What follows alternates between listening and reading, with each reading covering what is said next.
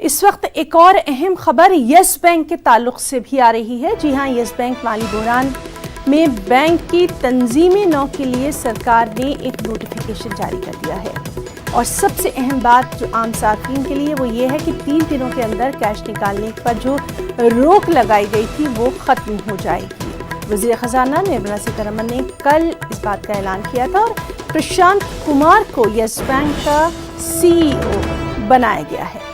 तो सबसे अहम खबर कि प्रशांत कुमार को यस बैंक का CEO बनाया गया है और आम सार्फिन के लिए खबर कि 3 दिनों के अंदर कैश निकालने पर रोक जो थी वो अब ख़त्म हो जाएगी। बाकायदा सरकार ने एक नोटिफिकेशन जारी करके यस बैंक के माली बहरान को ख़त्म करने की कोशिश की है। बैंक की तंजीम नौ के लिए सरकार ने नोटिफिकेशन जारी किया है।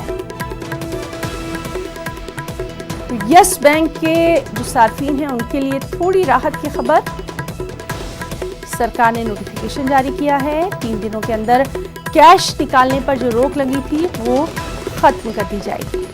खुद वज़ीर ख़ज़ाना निर्मला सीतारमण ने कल इसका ऐलान किया था और सबसे अहम बात यह है कि यस बैंक का CEO प्रशांत कुमार को बनाया गया।